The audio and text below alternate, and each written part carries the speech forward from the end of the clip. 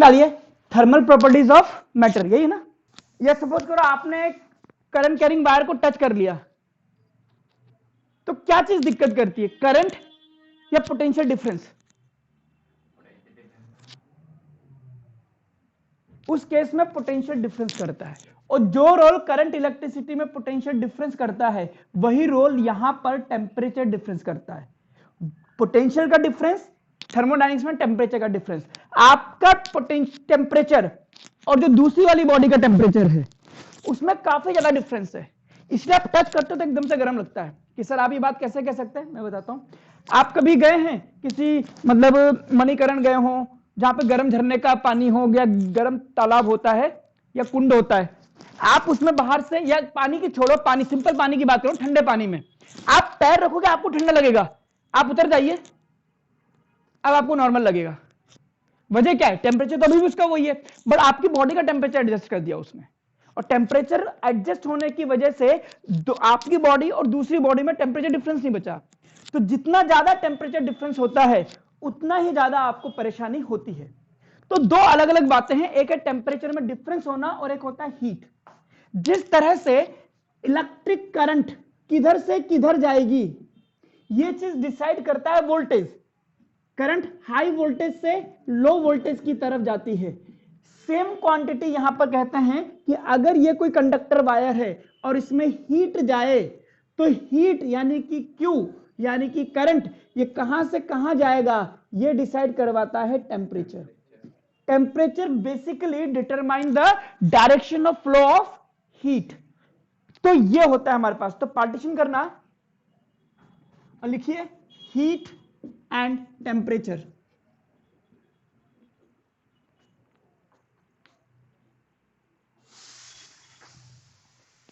Heat में लिखिए it is the energy contained by an object. It is the energy contained by an object. एक object में कितनी energy है वो बताता है उसका हीट। और टेम्परेचर वही 9th क्लास वाली definition, it is the degree of hotness and coldness.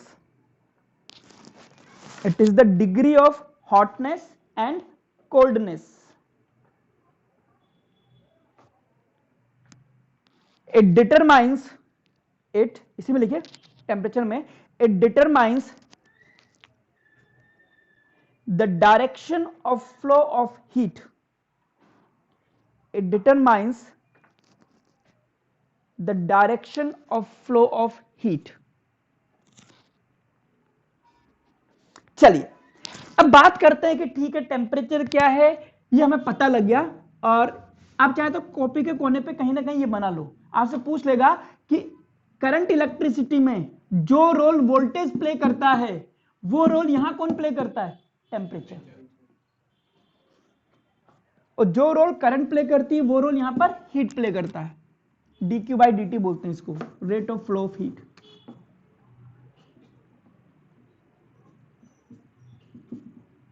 ये सिलेबस से हटा दिया इस साल।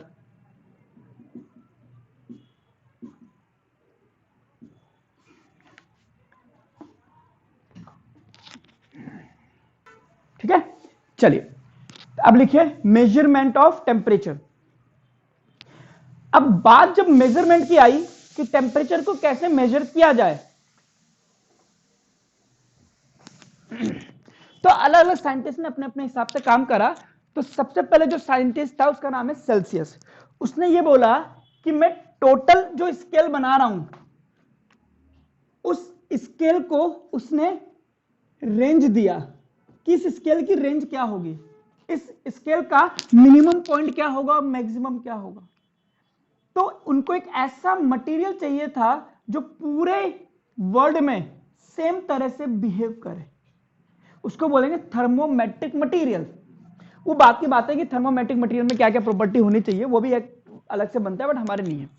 तो उन्होंने डिसाइड करा कि वाटर जो है वो पूरे वर्ल्ड में एक तरह बिहेव करता है, चाहे इंडिया का वाटर हो चाहे ऑस्ट्रेलिया का वाटर हो। कितने डिग्री सेल्सियस पे उबलता है, 0 डिग्री पर। तो उसने बोला कि मेरे लिए सॉरी कितने डिग्री सेल्सियस पे वो फ्रीज होता है, 0 पर। तो उन्होंने जिस पर वाटर का फ्रीजिंग पॉइंट था उसको इन्होंने बोला ये मेरे लिए मिनिमम है, इससे कम टेम्परेचर की बात मैं नहीं करूंगा, तो उसने इसको बोल दिया 0। किसका स्केल था? सेल्सियस का। और उसने बोला वाटर जिस टेम्परेचर पर उबलेगा वो मेरे लिए हाईएस्ट है, तो उसको इसने बोला कि 100 तक की गिनती में मेरे लिए ये स्केल काम करेगा 0 से 100। और इसने इस रेंज को 100 पार्ट्स में डिवाइड कर दिया।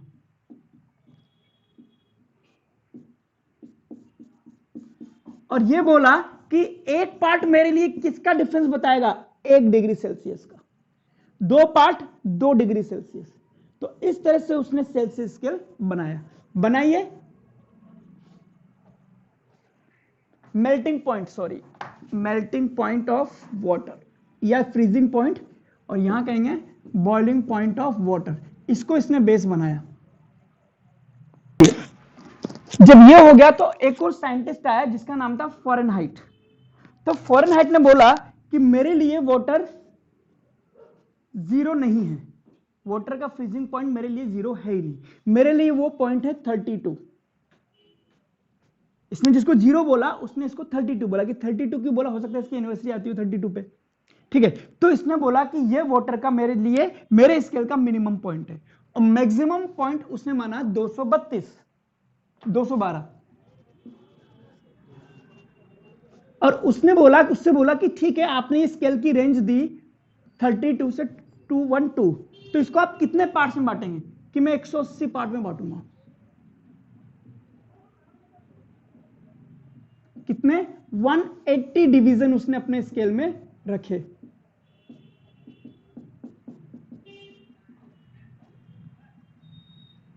अब आप मुझे बताइए, वाटर तो दोनों के लिए सेम है, वाटर तो दोनों के लिए सेम है, ये जितना बड़ा सेगमेंट है, रेंज है, ये भी उतनी ही बड़ी रेंज है। तो अगर मैं बोलूं 1 डिग्री सेल्सियस और 1 डिग्री फ़ारेनहाइट, कौन सा ज्यादा है? 1 डिग्री, क्योंकि इसने इसके 100 पार्ट करे, इसने इसके 180 पार्ट करे, तो ऑफकोर्स इसका एक पार्ट छोटा होगा। तो 1 degree Celsius is more than 1 degree Fahrenheit. लिखिए इसको।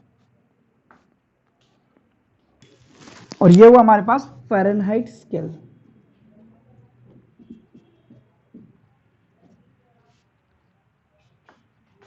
और अगर हम बोले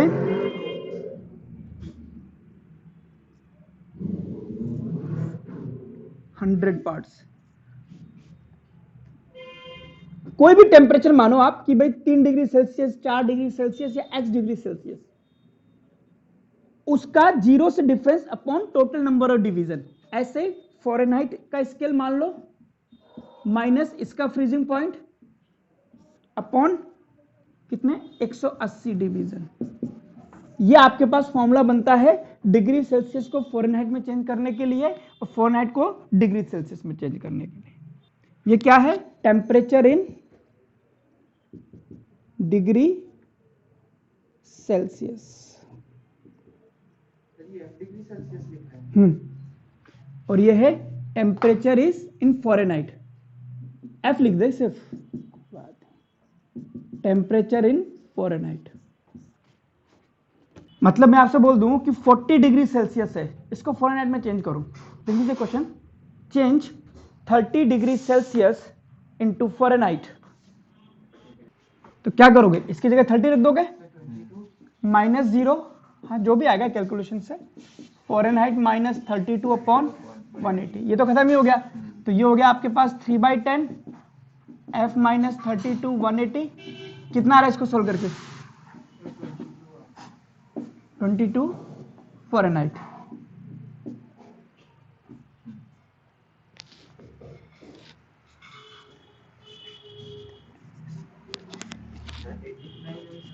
है? नहीं आ रहा ना? फिर क्या करता गणित में? तो +32 आएगा, 86। तो इस तरह से चेंज होता है।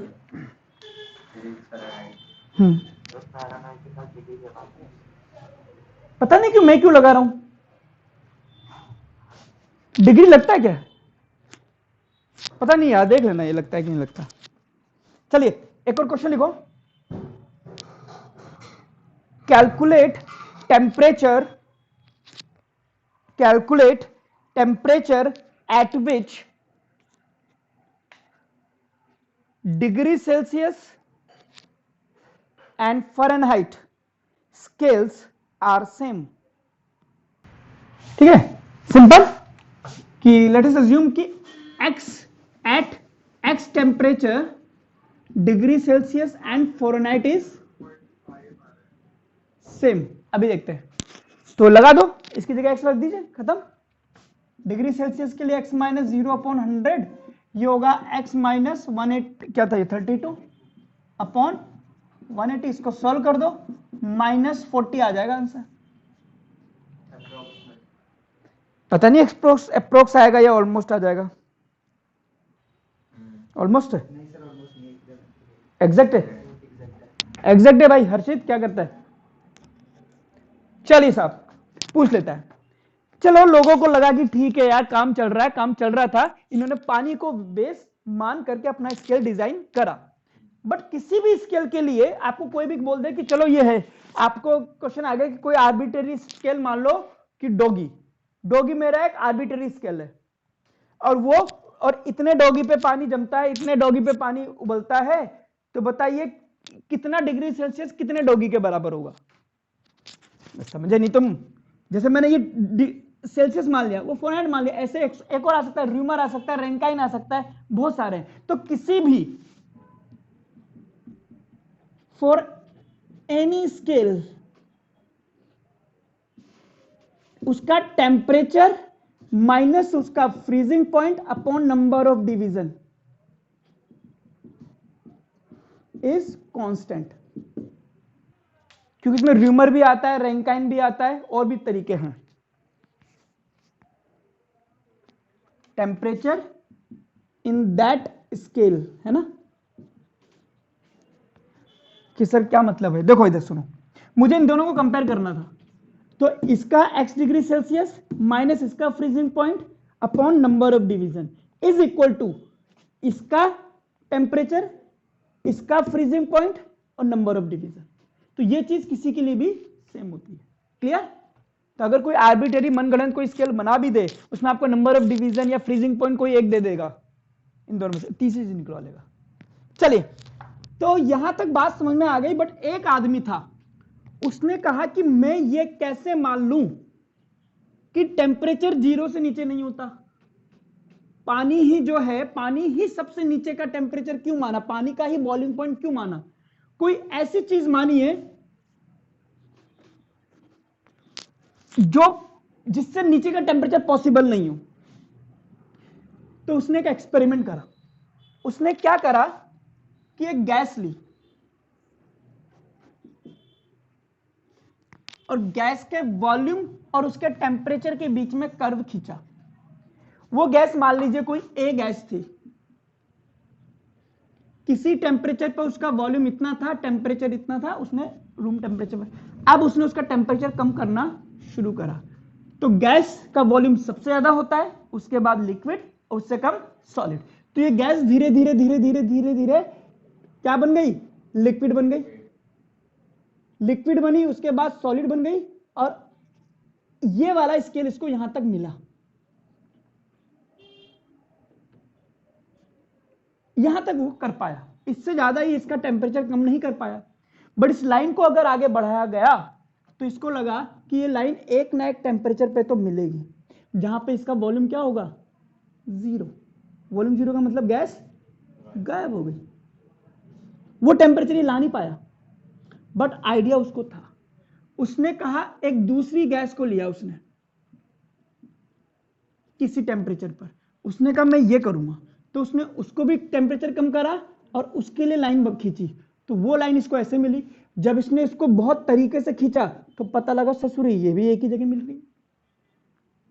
इसने एक तीसरी गैस ली, उसके लिए खींचा, तो ये यानी कि वो कंफर्म हो गया कि there is a temperature at which किसी भी गैस का वॉल्यूम 0 हो सकता है। अब वॉल्यूम अगर 0 हो गया तो गैस तो खत्म होगी ना, यानी कि आप उसका टेम्परेचर उससे ज्यादा कम नहीं कर रहे ना। एक आदमी को कितना मारोगे, मर गया, अब क्या मारोगे उसको, वो गायब ही हो गई गैस, अब क्या चाहिए आपको। तो इसने बोला कि ये मिनिमम पॉसिबल टेम्परेचर है अभी तक का हमारी गैलेक्सी में, इंडिया में जितना हम लोग जानते हैं। तो बोलो कि दूसरे वाली गैलेक्सी में इससे भी नीचे था। तो ये बोला कि मेरे लिए जीरो है, मैं इस वाले को जीरो नहीं मान रहा। इस साइंटिस्ट का नाम था केल्विन, और इस टेम्परेचर को बोला गया जीरो केल्विन, जिसको सेल्सियस ने बोला कि ये मेरे लिए 273.15 डिग्री सेल्सियस है। और हम लोग कैलकुलेशन में ज्यादा पंगे ना हो इसलिए इसको -273 डिग्री सेल्सियस कह देते हैं। इससे नीचे का टेम्परेचर पॉसिबल नहीं है।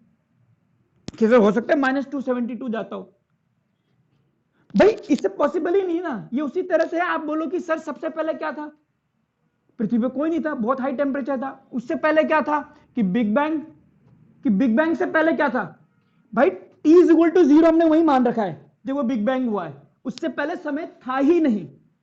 तो ये वही चीज है, इससे छोटा टेम्परेचर है ही नहीं, तो इसको उसने 0 केल्विन माना। और जिसको ये यहां पे 0 डिग्री सेल्सियस लेके बैठा था, ये इसके लिए था 273.15 केल्विन या 273 केल्विन। और जिस पे ये पानी उबाल उबाल करके पी रहा था ससुरा, ये इसके लिए था 373.15 या 373 केल्विन। तो यहां पर एक नया स्केल बना जिसको हमने बोला एब्सोल्यूट स्केल या केल्विन स्केल। लिख लीजिए इसको, थ्योरी लिखी हुई मिल जाएगी आपको सारी। और ऐसा यूनिट जो टेम्परेचर की डिसाइड करी वो डिग्री सेल्सियस को नहीं करा, वो केल्विन को करा गया, क्योंकि उसकी बात में दम था, इसमें तो पानी कम था। This is the absolute zero बोलते हैं हम इसको।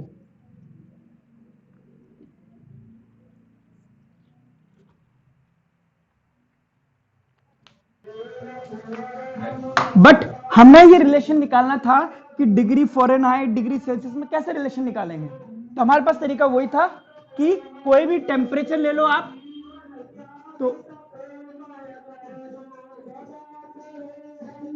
केल्विन में के टेम्परेचर है ना। अब क्या लेना इसका फ्रीजिंग पॉइंट, फ्रीजिंग पॉइंट कितना है 273। और इसने भी अपने स्केल में 100 ही डिवीजन रखे। अगर हम केल्विन स्केल की बात करें तो इसके लिए 273 ये था, 373 ये था, यानी कि बॉइलिंग पॉइंट और ये फ्रीजिंग पॉइंट। और इसने कितने डिवीजन करे 100 डिवीजन करे।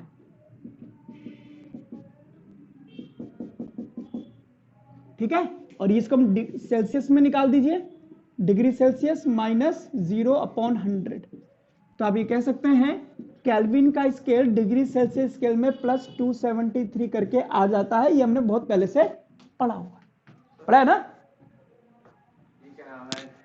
प्लस हो जाएगा केल्विन +273/100, मतलब K +273, क्योंकि वो तो साइन माइनस में वैसे भी जा ही रहा है।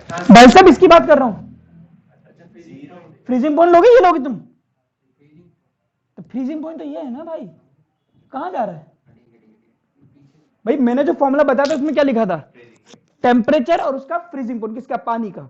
बर्फ नहीं जमानी, इसकी नहीं जमानी, तो हो गया। और ये हमें पता भी है, ठीक है। अच्छा एक चीज और देख लीजिए, बच्चे कई बार कंफ्यूज करते हैं।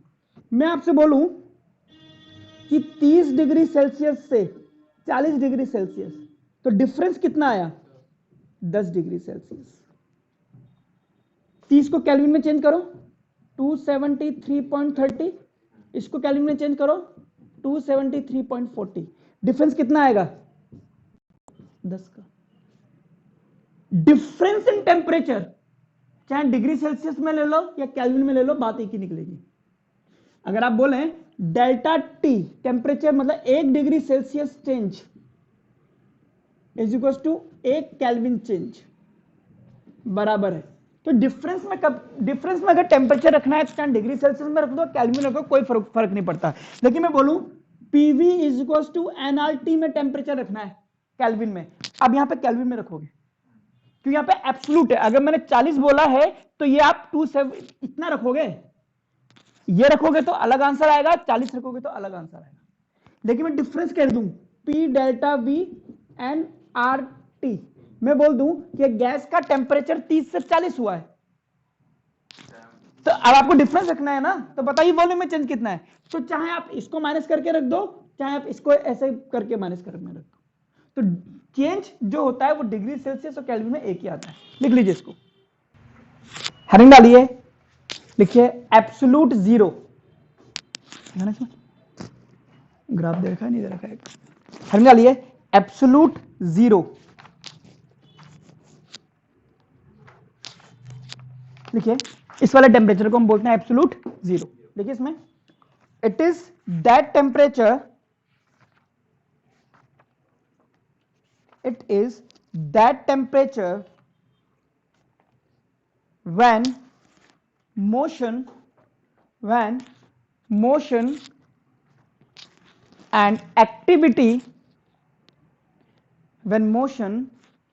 activity of all the molecules become zero, and therefore its pressure, bracket में लिखिए also energy,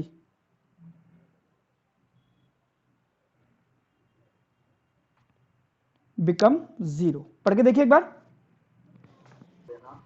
it is that temperature when motion and activity, it is that temperature when motion and activity of all the molecules become zero, and therefore its pressure, bracket में लिखिए also energy, become zero।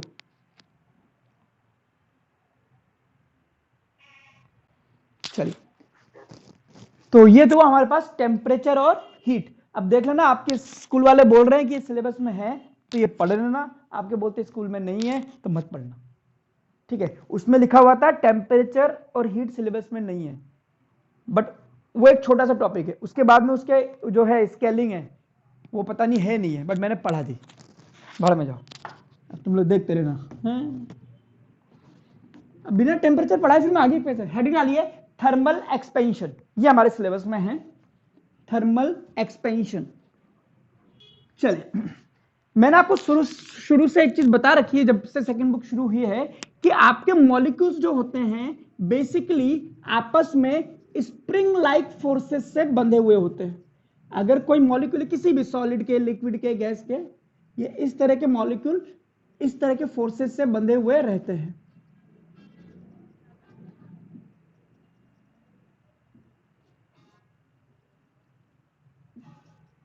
और आगे भी होंगे, but इतना ही मैंने बनाया है इस तरह से।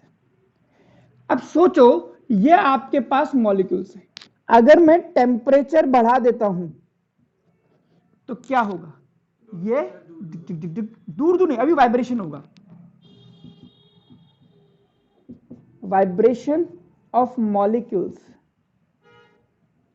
बढ़ेगा, ठीक है। और ये थोड़ा दूर दूर भी हो सकते हैं। अब आपने सॉलिड स्टेट पढ़ा है, एक कर्व पढ़ा था यूं करके, यूं एक पर्टिकुलर लिमिट के बाद में वो एक्सपेंशन रह जाता है, जो खिंच गया है वो रह जाता है। तो अगर मैं टेम्परेचर को और बढ़ा दूं तो वाइब्रेशन और बढ़ जाएगी, जिसके कारण गैप बिटवीन द मॉलिक्यूल्स बढ़ जाएगा, और इसी चीज को हम बोलते हैं थर्मल एक्सपेंशन। क्या सिर्फ लंबाई बढ़ेगी या चौड़ाई बढ़ेगी या सब कुछ ही बढ़ेगा? पूरा ही बढ़ेगा। अगर ये 3D में है तो सारे मॉलिक्यूल दूर दूर हो जाएंगे, और इसी की वजह से थर्मल एक्सपेंशन होता है।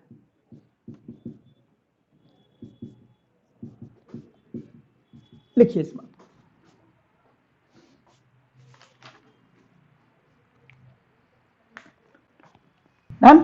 हेडिंग डालिए लीनियर एक्सपेंशन। अब थर्मल एक्सपेंशन में भी हम कई टाइप पढ़ेंगे। पहले लिखिए लीनियर एक्सपेंशन। देखिए, सपोज कीजिए ये कोई रॉड है, ठीक है। और ये किसी टेम्परेचर पर मान लिया आपने कि T टेम्परेचर पर है, ठीक है, T1 कुछ ही मान लो। अब आपने इसका टेम्परेचर बढ़ाया और ये थोड़ी सी लंबाई में बढ़ गई। अगर इसकी लेंथ L0 थी तो ये हो गई इसकी L', तो इसमें इंक्रीमेंट हुआ इतना। क्लियर है? आप ये मानिए कि ये थी 1 मीटर की, ठीक है, और इसमें एक्सपेंशन आया 1 सेंटीमीटर का। जब आपने टेम्परेचर बढ़ाया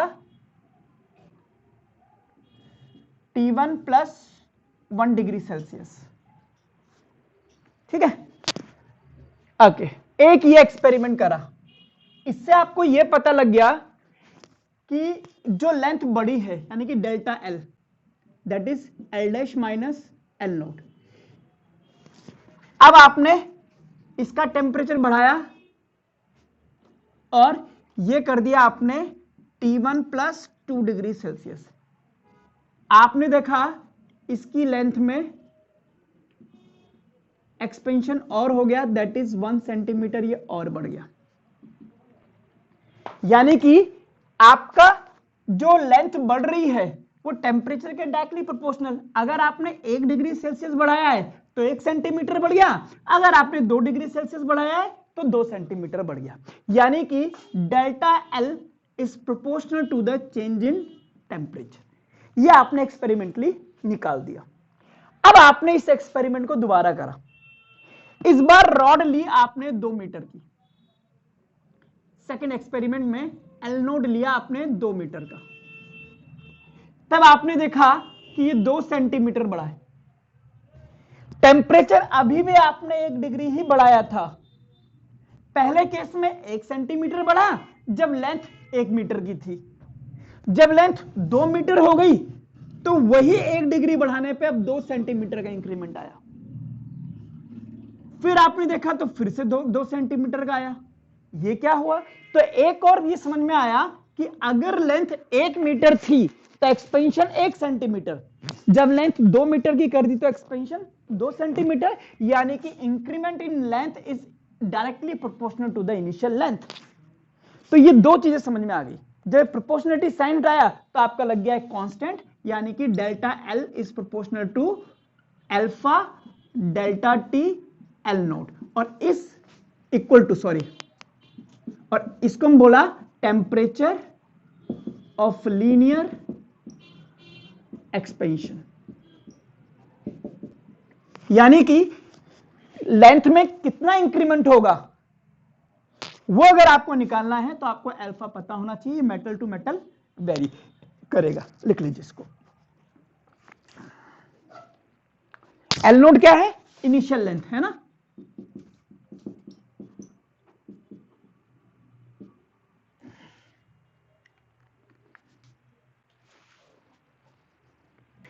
अब इसका मतलब यह हो गया कि अगर ये आपकी रॉड है जिसकी लंबाई L1 है और आपने टेम्परेचर बढ़ाया जिससे उसकी लंबाई L2 हो गई, ये था T1 टेम्परेचर पर, ये हो गया T2 टेम्परेचर पर, तो आप लिख सकते हो कि L2 क्या होगा? L1 plus delta L।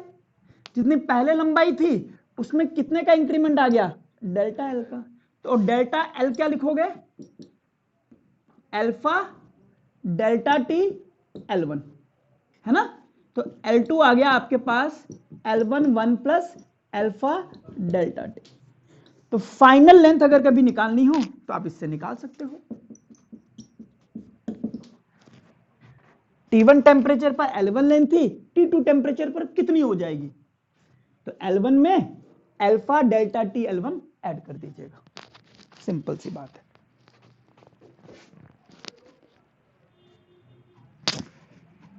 कोई मुझे अल्फा की यूनिट बता सकता है?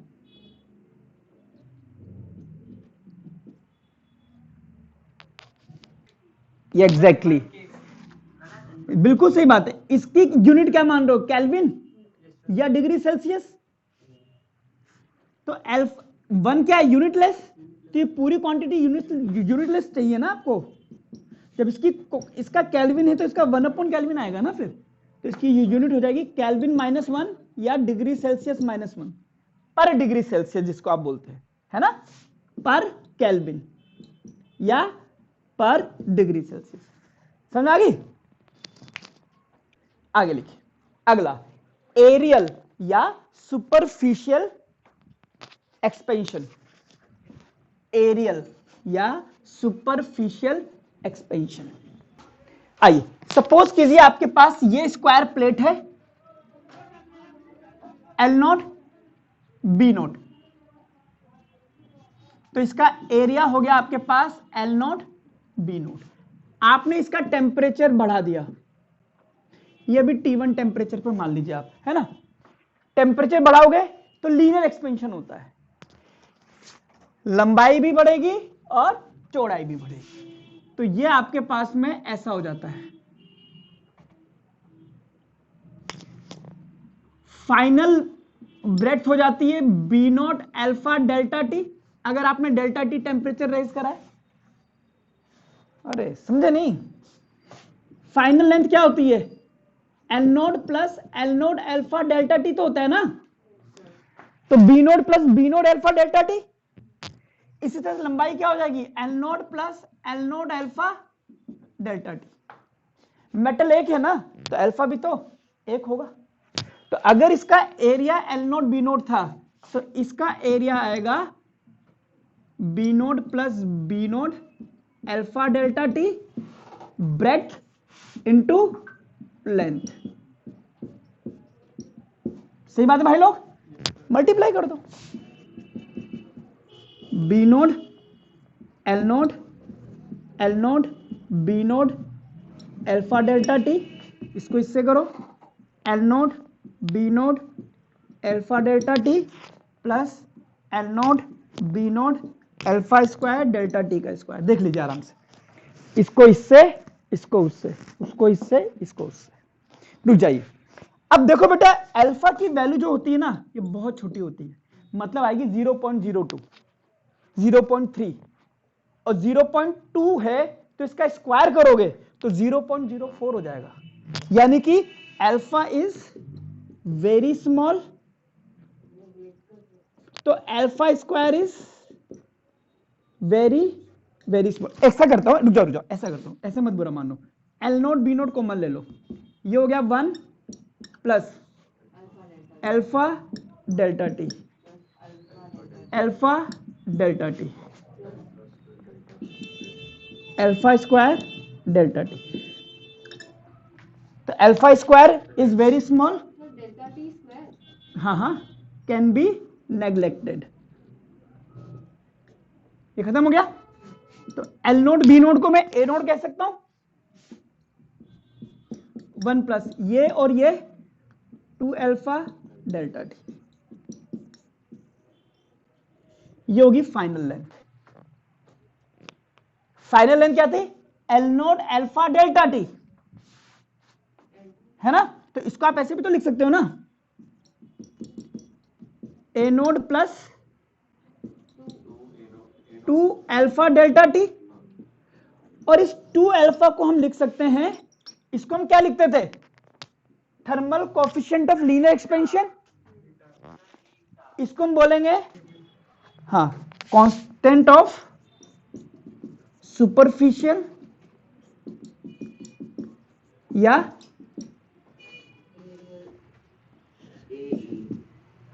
ये होता है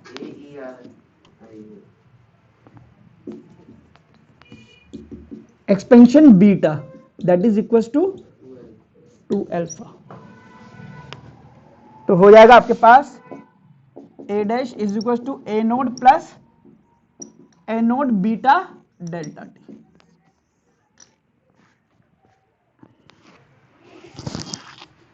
प्रूफ आ जाता है, प्रूफ कि beta is equal to 2 alpha है।